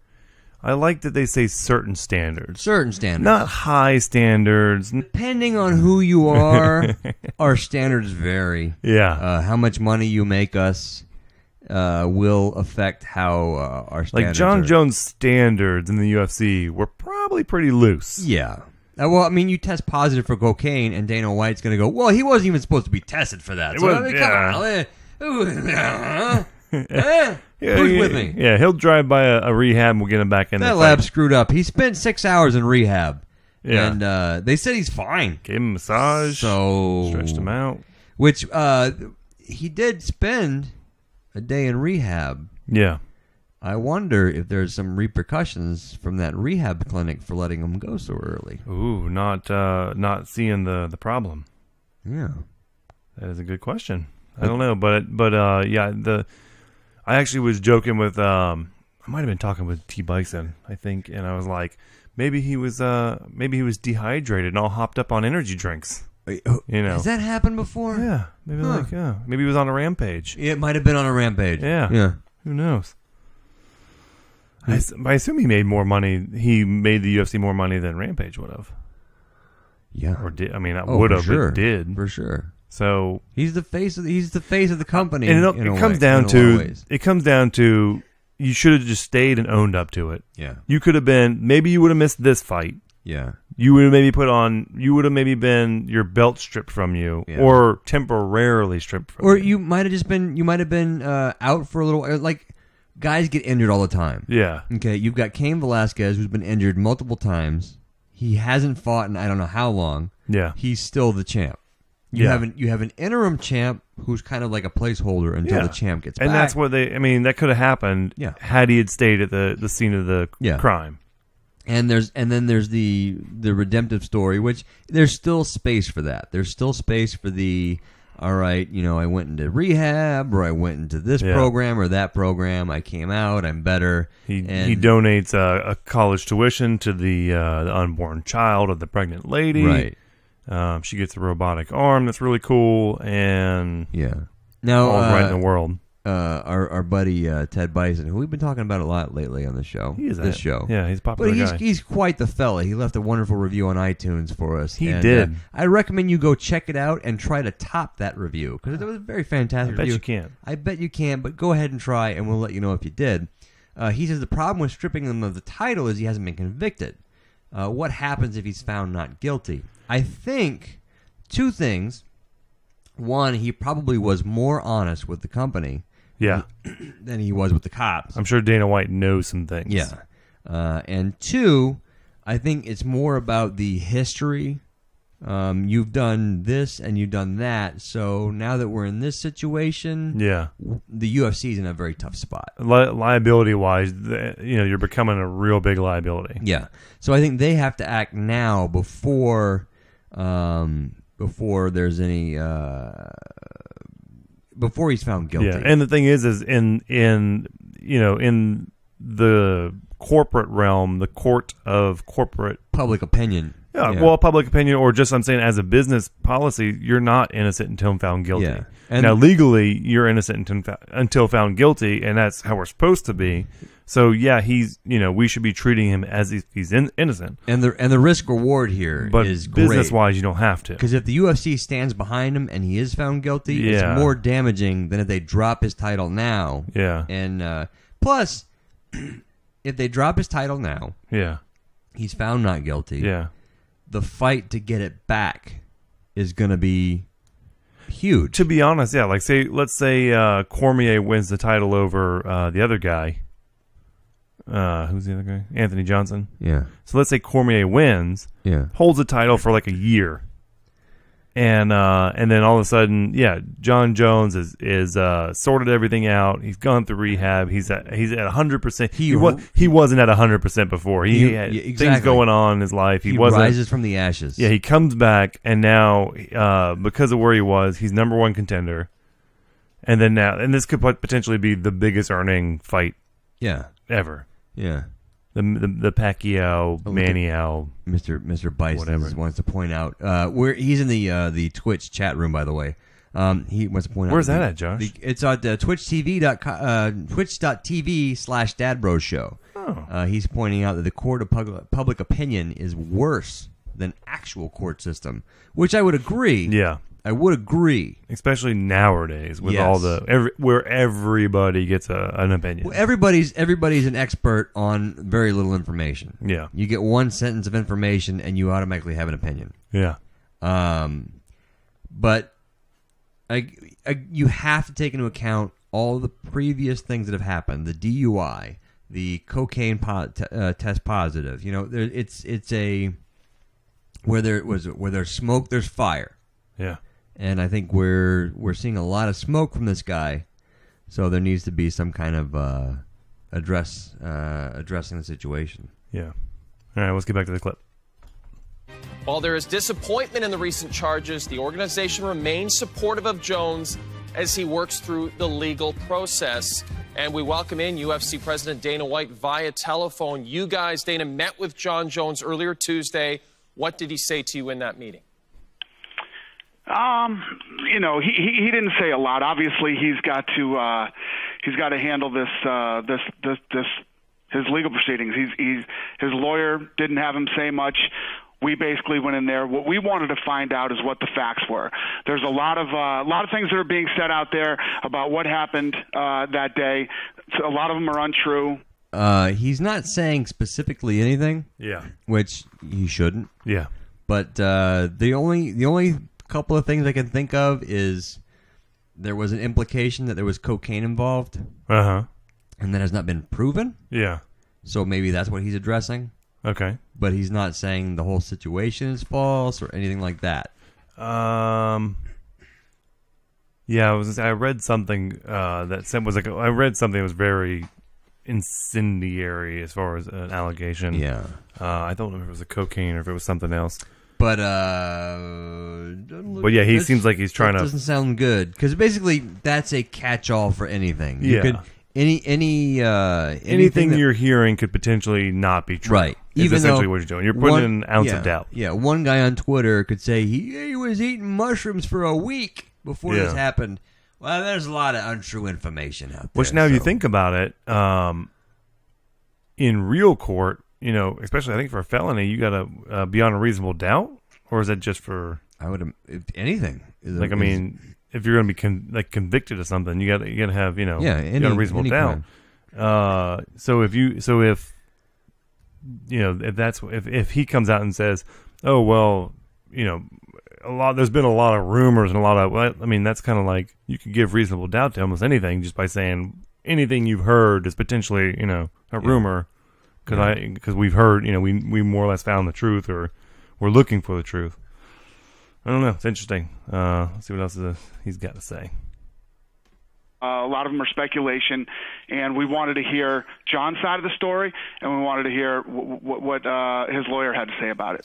Dana, when you told him Hold yours, on. Dana tends to stutter a lot when he's not so much trying to not so much fabricating, but when he's Crafting. When he's crafting his crafting words carefully. yes, he tends to stutter. And notice he does that a lot in this little clip. Yeah. to have him not fight at UFC 187, did he fight that decision? Obviously, he's very disappointed. He's upset. He wanted to go down as one of the greats, but or the greatest ever, and he's disappointed. But it is what it is. It was the decision we had to make. What kind of damage does this do to your sport right now, Dana? Obviously we have a guy like John Jones who has defended his title as many times as he has, and for us to have to go in and strip him of his title and obviously we have like the greatest fighter, biggest name that we have in our bucket right now. Yeah. And he's made us the most money. Obviously this isn't too good for us. It's not good, especially when you consider that our other greatest fighter of all time, Mr. Anderson Silva, just tested positive for some performance-enhancing drugs and puts his entire career into question. It's kind of, it is what it is. It is what it is. But we have Ronda Rousey to fall back on, and our fans really are supporting her. Here's the interesting thing: is it doesn't necessarily hurt the sport; it hurts the brand. Yeah, and that's what you got to be careful about. Because right now, UFC is the brand of the sport of MMA. Yeah. But if that gets damaged, there's a couple of people on the coattails that are able to take that spot. Now I feel like I'm more of an average. I feel like I'm the average UFC MMA spectator, whereas I loosely follow it. Like I know a lot of the fighters. I know. Generally who's coming up, what's going on. Like I pay attention. Like I'm not following stats. I'm not and I would consider you to be a more advanced spectator as far as you tend to follow more of the details and actual stats and training and you really know a lot about people or a lot about the fighters. So from the average spectator perspective, I feel like just the overall excitement of the UFC has gone down tremendously. Well, I think part of the reason is they're, in my opinion, and I'm not as big of a, I don't want to say I'm not as big of a fan, but there's an oversaturation to the point where I don't care as much. Because it used to be an event happened, and it was like, it was a cannot miss. Yeah, it was an event. It was a real deal event. It was an event. And now there's an event every week, every other week. Yeah, you got like 2 pay-per-views a month. You got the free thing on Fox. You got the UFC reality show. You got maybe one fight that you care about, and then the rest are people you've never heard of that are trying to make their way up. And I understand that, and I understand that from the UFC's perspective. They gotta make their way up. But when you charge $60 for pay-per-view, yeah. You better have some fights on there that I want to see that aren't just one main event. and that's the problem I have. Yeah. So there's a few guys that are coming up. I'll name Conor McGregor. They're putting a lot of money in, or not a lot of money, but a lot of backing behind that guy. Yeah. And is that the same weight class, or is that? No, it's a different weight class. It's 145, which, by the way, for me, that's my cap. Yeah. 145 is the lowest weight class I'm interested in. Yeah. There's a 135. I think there's maybe a 125. Well, 145, Or- you should basically just say 145 and then girls. Right. And, like, it doesn't matter. Right. Because and you know, not to take away from those guys, but it's just not something I'm interested in. Yeah. I want to see some guys that are those lighter weight guys are too fast for me. It's like watching hummingbirds try to. Yeah, watching hummingbirds mate. fight or whatever mate. Yeah. That's even better. Yeah, watching hummingbirds mate. It's interesting for a moment. Yeah. And then it's just, well, they're just moving fast, and I can't follow anything, and they're not going to knock each other out, so what do I care? Yeah. Whereas, you know, in the 145 and up, there's more chance of finishes, knockouts, or just in general, whatever. And Conor McGregor's a great trash talker. Yeah. I don't believe he's going to win the belt from Dosan, oh shit, what's his name? Oh, great, now I got to put an E on this. I don't think he's gonna beat Jose Aldo, Okay. but you know, he's a great talent, Yeah. and UFC's backing him. But there's not a lot of guys like him right Yeah. now that can do what he does, and I think the UFC's in a tough spot. And John Jones is one of those guys that can sell pay-per-views, Yeah. and What- to have him out really hurts them. And that's one of the things I was going to get to from the average spectator is, to be honest, I with John Jones in the game, I knew, as far as champions go, I knew John Jones, George St. Pierre. Who's not even in there anymore. Did he quit? He's done? He retired. Chris Weidman's a champ. Now, the pay-per-view was supposed to be Chris Weidman versus Vitor Belfort for the title, and John Jones, Anthony Johnson for the title. So now John Jones is out. You still have two title fights. Yeah.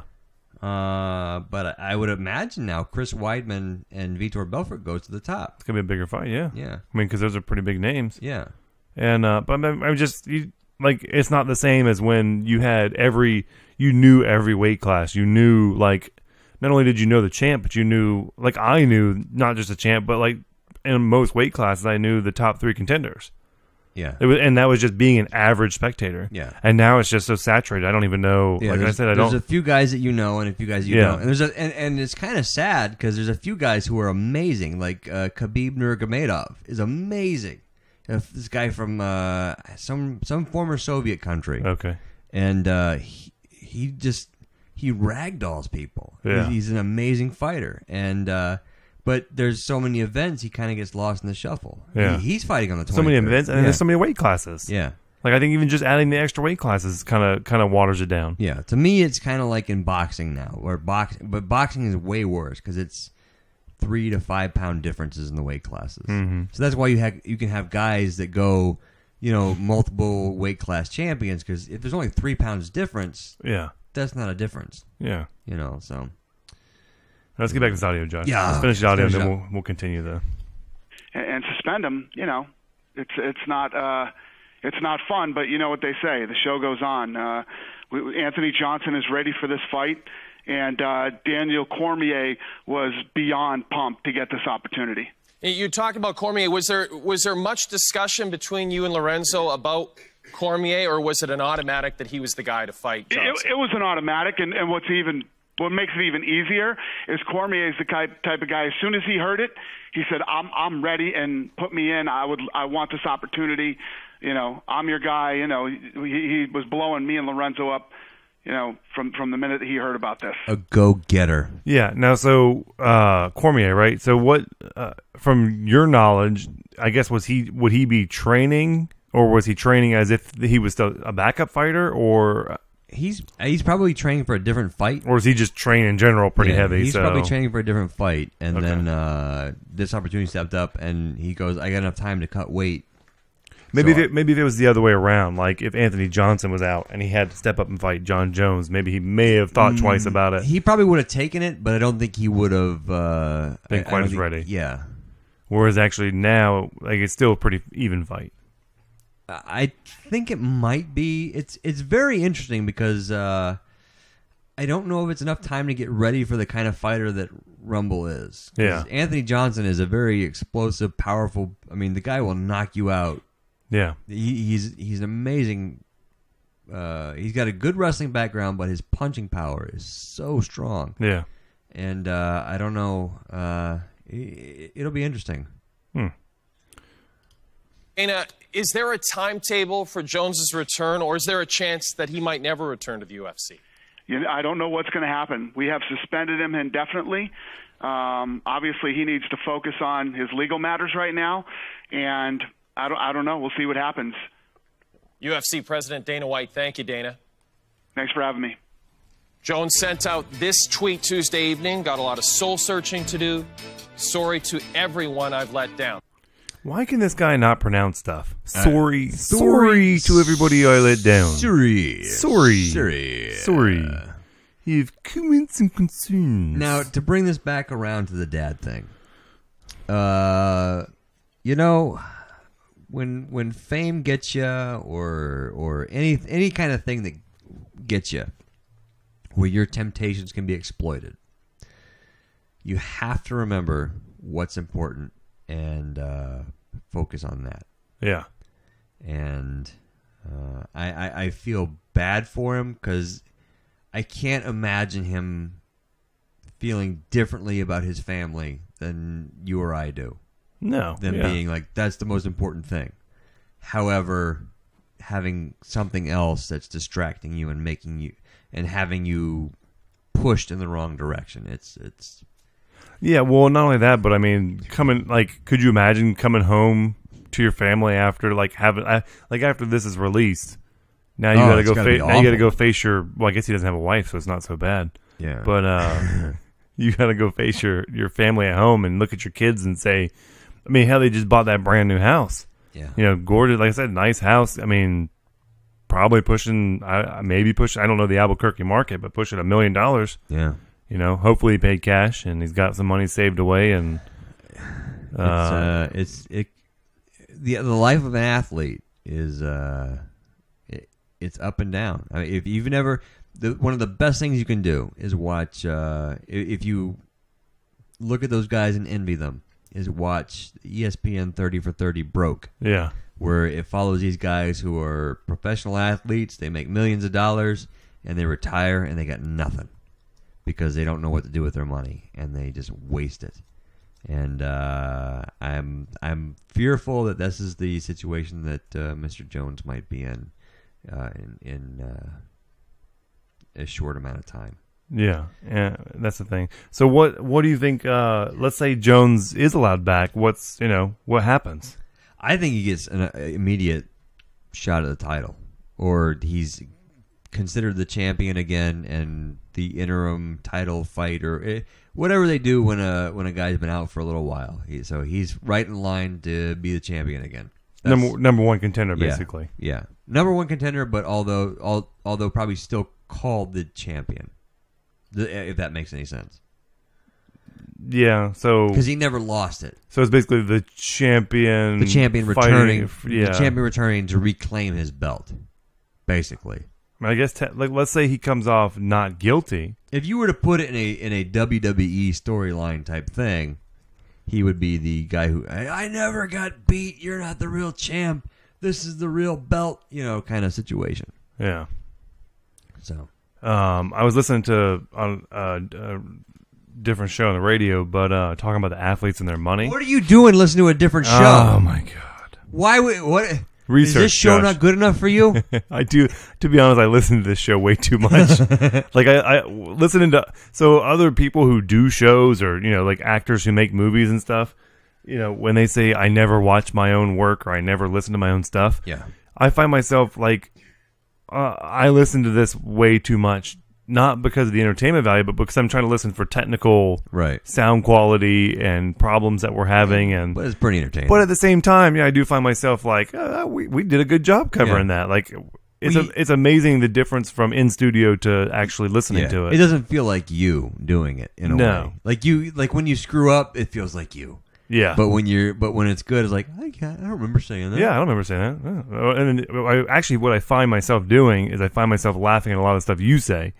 And like, well, I really wish I would have laughed at that in studio. Right. Like, I wish I would have, paid more attention and listened to you, but I'm trying to do I'm here trying to do a couple of different things at a time. And Yeah. and, We're doing a lot of stuff at once. yeah. And, So, but then I'll be, listening to the podcast later on and I'll be cracking up at something you said. I'm like, I was like, that was lightning fast. And he just dropped it and I missed it. Well, So- yeah. When I've listened back, there's stuff that you've said that I go, oh man, I wish I'd said this or that, and I don't know if I would have said it at the time if I Yeah. was paying more attention or Yeah. if it was, having 24, 48 hours to let it ruminate in my head. Yeah. And then It's fresh in the day. It's not almost midnight. Yeah. You're not trying to. like the whole urinal thing. I wish I had a lot more to say about that. Oh, but, don't worry. We'll go back to urinal okay. talk. We'll revisit the urinal thing and I'll write down all the ideas I have. It's going to be urinal 2.0.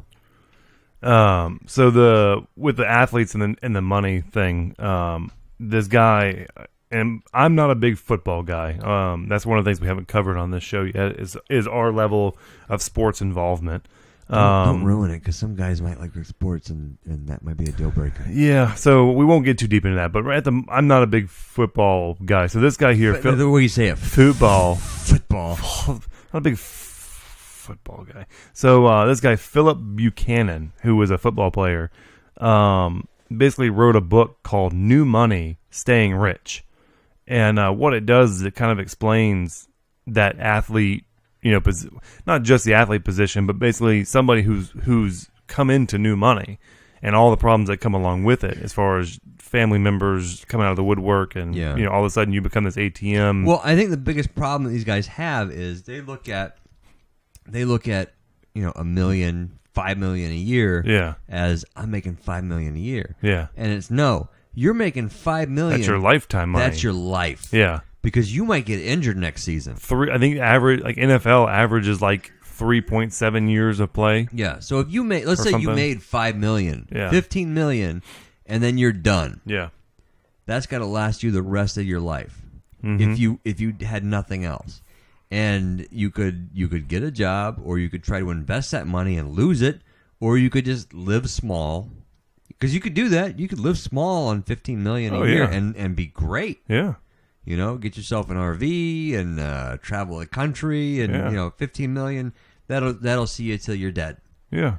But these guys don't see it that way. So this guy wrote a book hoping to try to change or help out new athletes and whatnot. But it's an interesting thing that he talked about. If you want to check it out, it's called New Money, Staying Rich by Philip Buchanan. Yeah.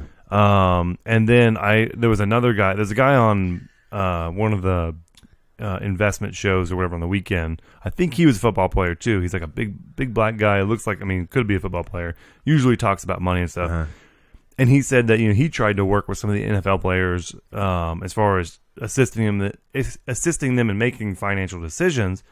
And it was like anytime you talked about investing, it was like they wanted 20% return on their money in 1 month, or they just weren't interested in it. Yeah. And it's like that doesn't happen. Like you don't, you get a 10 to 15% return over a year is good.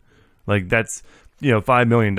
Well, you've got two people who got to where they are not on academics. Yeah. Well, and that's part of the problem. You look at what just happened recently with what was it, UNC?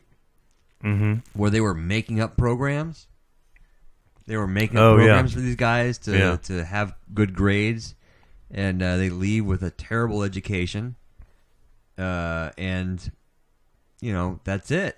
Yeah. Like, what do they have to go on? So they don't know what to expect when they get out. And if anything, and it should be taught to everybody anyway, you should have a class or something in high school. There really should be to teach you the basics of finance. Yeah, like just in general, like a life 101. Paying bills, organizing stuff, and keeping I mean, for the freaking tax code to be so complicated and stuff that you have to, once you become an adult, basically figure out, Right. Hey, I got to either get an account or I got to figure out how to do this stuff. Like, that should be something, not that I'm pro-tax or pro-more government, but if it's such an important thing that and it's so heavy in information, that should be part of a class. Like, especially like in high school, if most people sure. went through a class that's like, this is, it's fiscal responsibility and tax responsibility and kind of like things to expect, like, so you don't get blindsided by this stuff. I've been doing a lot more studying on the concept of money and that kind of stuff. Just I'm curious about it. Yeah. And it'd be a good idea to teach people exactly what money is. Even nobody Yeah. really even knows what it is. It's pieces of paper that we trade, but it's not. Why? Why do you want that? Yeah. Do you just want stacks of paper? Yeah. No, you don't want stacks of paper. You want what that paper will buy you. You want the purchasing power of it. Yeah. And to see, to look at a bigger picture, currencies gain and lose value all the time. Yeah. So, you wonder why prices go up. It's because the money that you have has less value Yeah. now. Well, not only that, It's not just like, oh well, prices just always go up. It's not that. It's losing value. So Yeah. why and what's going on?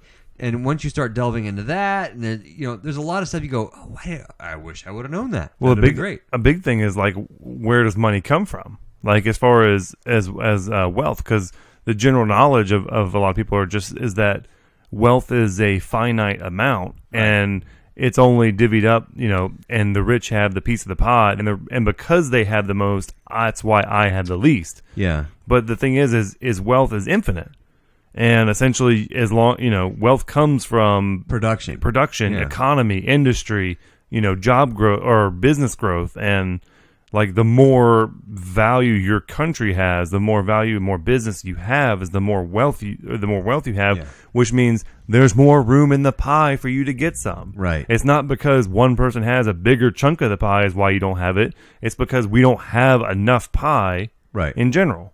This is a discussion I want to have with a potential guest. There's somebody I want to get in contact with because I think he would be great for the Ted show. Bison? No, not Ted Oh, Bison. okay. Ted Just- Bison is. okay. I would love to have Ted Bison in because he's full of. I don't want to call it information, more like just stuff. Have you ever played him on Trivia He's Crack? full of stuff. I played him once. He's full of information. I would say that. Well, I beat him.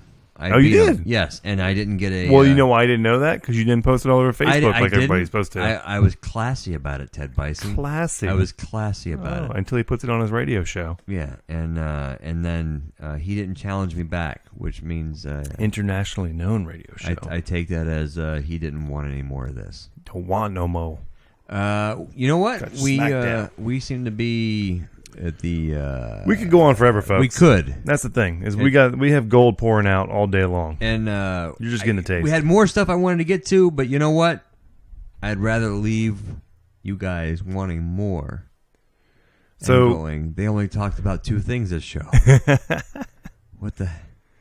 All right. Well, thanks to you guys on Twitch TV /Dad Bro Show, hanging out there for the live stream. I know it's late, and I do appreciate it though. If you guys want to check us out, we're at a website at dadbroshow.com, and of course Instagram, Facebook, Twitter at Dad Bro Show, DADBROSSHOW. Also, And, go to iTunes. Yes, please give us some And- ratings, stars, give us Yep. reviews. We are in the new and noteworthy, and we are almost cracking the top 100, which is the important thing, I think. Yeah. Top 100 is you are then on the new and noteworthy on the apps, on the phones and the iPads and that kind of thing. Yeah, we are making great progress where we are right now. But with your guys' help, we can make even better and keep this thing going and make it a great show. So with that, we do appreciate you, and get out there, get heard, and share. Thanks, guys.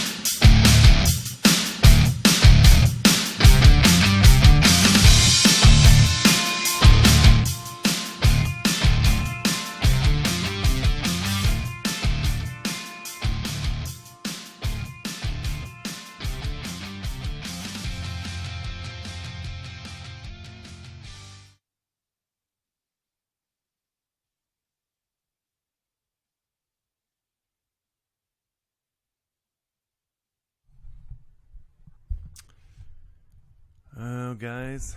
It's getting late. How was the second half? Any good? 30 seconds to get the answer. Yeah. See what the delay's like.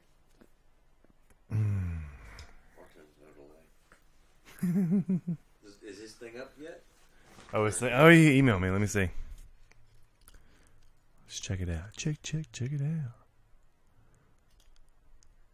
I don't know if I got to download it or what. What? I gotta hold on. Did you see the new Dame drops?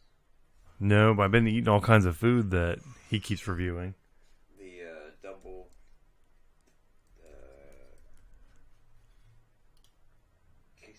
quesadilla or something like that. Steak double dia. I went and had some gyros from Arby's today. How'd you like it? They were pretty good. I think I like the turkey better than the roast beef. Dia, he was like, he started off by saying like, no,